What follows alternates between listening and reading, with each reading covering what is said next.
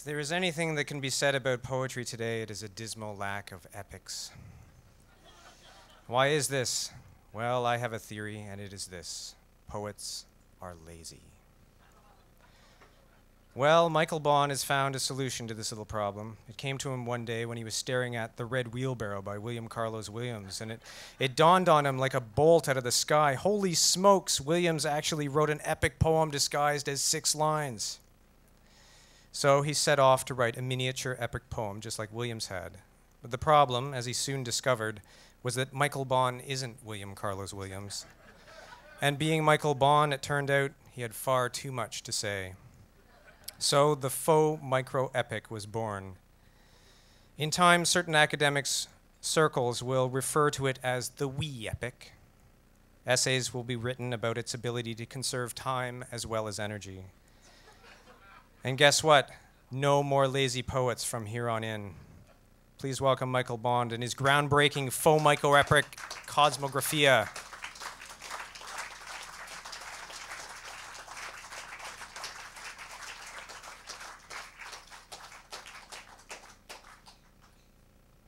Thank you, Jay. Listening to Kate, I realized that I too was trying to figure out a way to help Jay make money. So I wrote this book. This is what it says on the back. Cosmographia teems with nasty political invective, scurrilous spiritual slander, and endless exploitative sexual innuendo. That ought to sell, eh? No, really. Taking as its muses Cab Calloway and Charles Mingus, by the time it gets home, Cosmographia has subjected the epic to unspeakable acts in the name of linguistic rectitude, Dada terrorism, and sporadic ejaculations of self-expression. And it has cows, a lot of cows. This is Canto 7,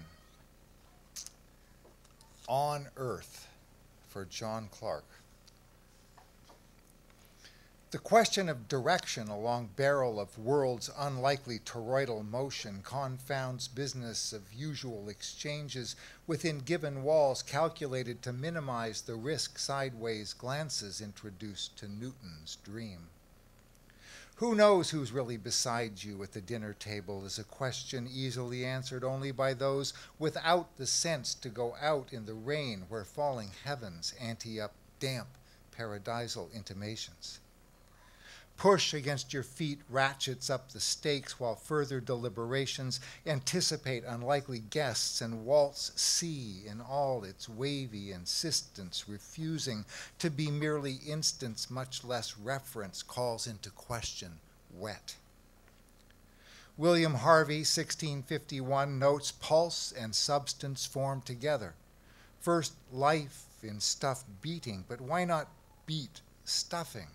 As if that whole wave and particle thing hadn't happened, or the mere memory of sublime tutti apparitions taking the top off the works and dumping you head first out there with pip contaminates instances' demand for attention constricted to non-resonating Yankee rock pile whatever sequel invention dances out of its countless chambers to whirl in a swirl of Ellingtonian swing.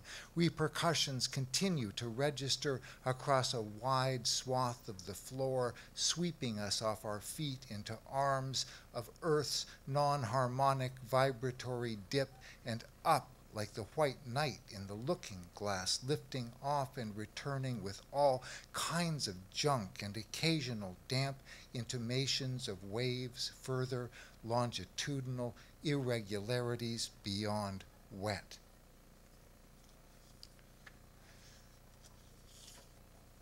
That was from, there's different books. It's an epic, so you got to have books, right? And you have to have 12 of them. So I came up with 12 books. The book 1 is Razzamatuti. Book 2 is Longitudinal Celestia, from whence that poem came. Astonishing parades of nullity, insanitary backyard abstractions, moral rectumtudes, ascendant rhetorical simplifications, de binaris natura, pancakes,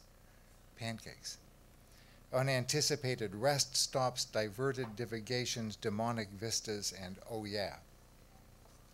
This is from book 3, Astonishing Parades of Nullity, which has an epigraph from Tom Waits. See, there's certain things you have to have in an epic. That's the whole point, right? You have an epic. You have to go to hell. You have to have a war. Cows help. They're not usually in epics, but I liked the cows, so they stay. Some kind of hero thing happening. Tom Waits, no one speaks English and everything is broken. Canto 13, Time. Each time is the time, and no reach can reach beyond walls decreed out of declensions of razzmatooty warp its woof. Now Guelph, now Ghibelline, now chicken pies till the cows come home, now nothing but Africa's agony sold into servitude no pie can surmount. Poor Dante, trudging those gorgeous hills, the poem unwinding through shattered laminar dreams of home and parades of nullity testifies luck of the draw is no patsy you can bull around like some tootie in a bad movie about unforeseen collisions of collateral passion leading inevitably to whatever end dictates pieces, facile arrangements in baggy justice, ignores cracked stones, hieroglyphic telegraphy regarding ISIS attitude in certain circumstances to whatever gets in its way.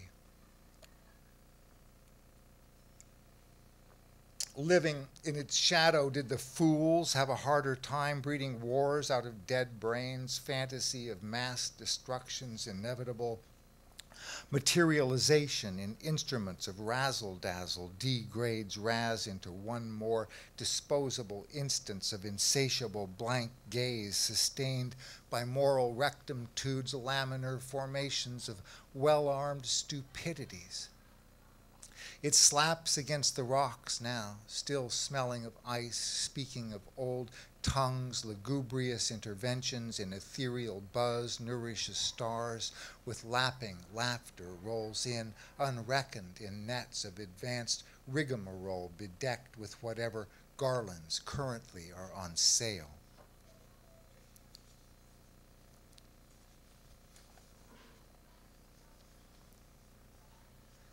Canto 36. These poems, by the way, footnotes. All my poems have, well, not the first part. When you're in hell, there's footnotes. When you get out of hell, the footnotes stop.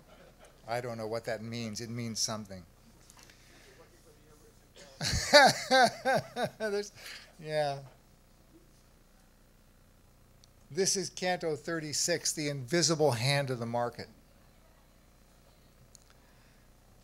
Slipped calibrations of ontological severity, stripped of all zing and duded up to resemble Baroque, filigreed, manipular immensity determinations that turned tutti into a pale version of former dimensional inversion ruptures, often led to happy assertions of limits, giddy ascension on time's calculated wing claiming connection to some long ago art project.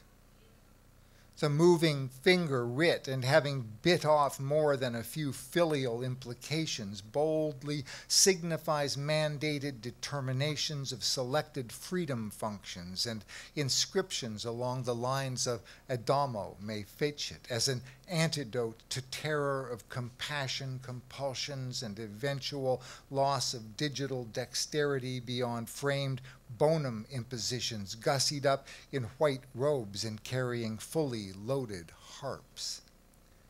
Corporate dematerialization reaches out, straining after some new Adam Smith to anoint with infinite bounty reserved for elect investment bankers and inside traders by majestic, beclouded instances, archonic transformation of unpolluted distances, characteristic, non-specific points of departure into fixed exchanges of near and far, offered as discounted fares along with cancellation insurances, guaranteed promise of risk-free descent into palm-lined boulevards unobstructed, access to endless fetching points of purchase.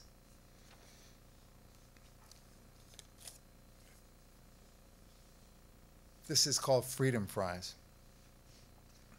Do you remember freedom fries? We're in hell here. Sorry. The grease, no doubt, remains the same, thick with the stench of saturated rhetoric and 2 or 3 centuries worth of armed elimination dressed up in a $3,000 suit and looking good enough to instigate endless debates in which both sides agree to implement binding parades of nullities on all parties preceding universal declarations of victory. Life, liberty, and the pursuit of happiness show up disguised as Larry, Curly, and Moe, doing passable imitations of W. Dick and Condi, dolled up as the 4 horsemen of the apocalypse -1. Subsequent developments lead to lewd brouhahas in which scarlet pimps demand legislative transmogrifications of spit swapping into liberty kisses and a certain sexually transmitted unspeakableness into the democracy disease. Not to be outdone in Gallic exclusionary purification extractions, large parties of spontaneously armed men with beards and baseball caps reluctantly leave big sky country aiming to pull down that freedom whore the eastern bastards have set up in New York Harbor like some giant hollow horse and send the bitch back where she came from, or better yet, load her up in a B-52 and drop her on the camel jockeys. In quick succession, beans, bread, cuffs, salad dressing, horns, and toast are rounded up in a dragnet and marched blindfolded into the U.S. Congress, where they are piled on top of each other in a pyramidal lexicon of Gaulish-derived linguistic sleeper cell intent, stripped naked and subjected to various cavity searches, while the pursuit of happiness looks on in august and judicious disinterest, till Moe pops him upside the head and war, ever the joker, instigates a vast and proliferating entanglement emanating beyond bulging crotch solutions leave the whole apparatus dangling limply while freedom fries.